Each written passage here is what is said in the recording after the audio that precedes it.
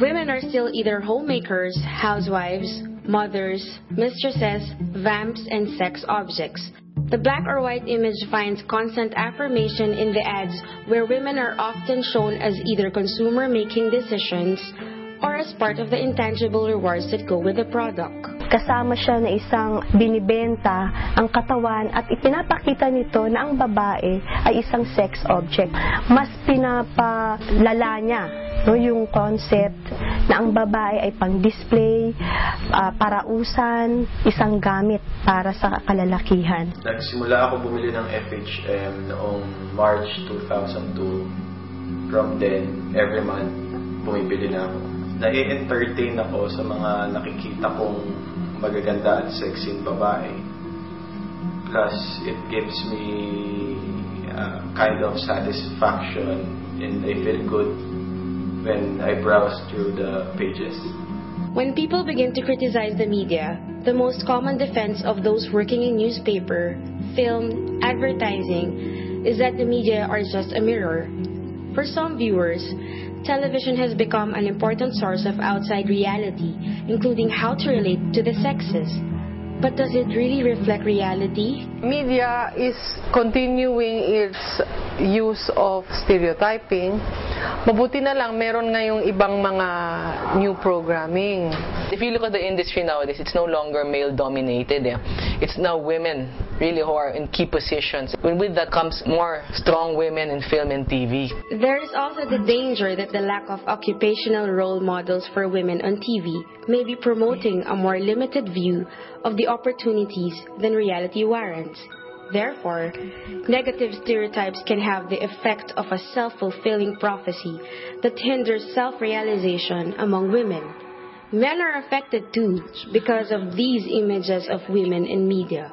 Pag ang babae ay siya yung sa taong bahay, siya yung maglilinis, mag-aalaga sa mga kapatid, ang lalaki ay pwede mag-basketball. Pagdating natin sa school, ay mas na-reinforce to. Sa home economics, babae lamang dyan, carpentry sa lalaki, sa religion natin.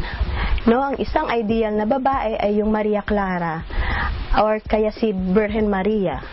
Pag ikaw ay isang puta, ikaw ay Magdalena, no? Pang-apat nga yung media. Siya yung talagang sa ngayon ay isa sa pinaka-ma-impluwensya, lalo na sa mga kabataan.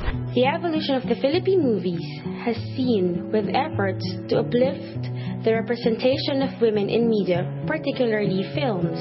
Ako, as a woman director, ever since, I've been very, very conscious. Ayoko ng mga mahihinang babae. So I always try to make it a point that the woman character is strong. The real story is that there are still a lot of women out there who are battered and who are being abused by men.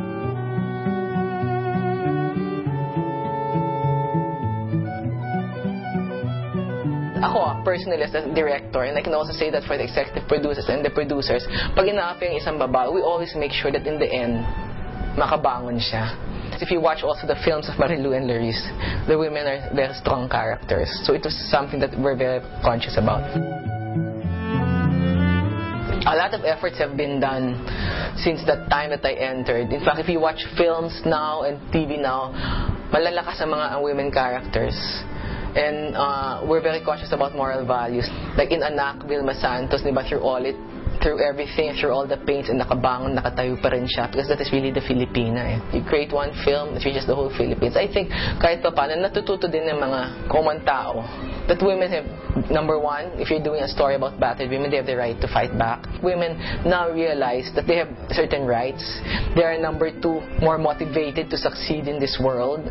And number three, matyaga, yung talagang they go after their dreams. I don't think we will ever go back to the way it was before when talagang sobrang kawawa mga babae. In whatever field you're in, pag babae ka, malaking advantage mo. Ako, it's a very big advantage to be a woman director and I just love being a woman, really. Women care for their families, but they also enjoy their sexuality.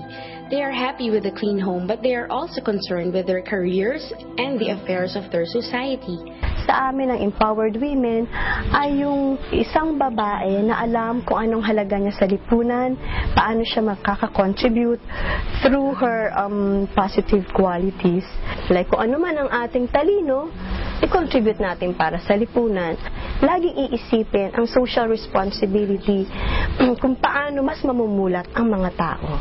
Wala kang alam sa mga nangyari. Kaya wala kang karapatan sabihin sa akin kung anong hindi at dapat kong gawin. Asawa lang kita.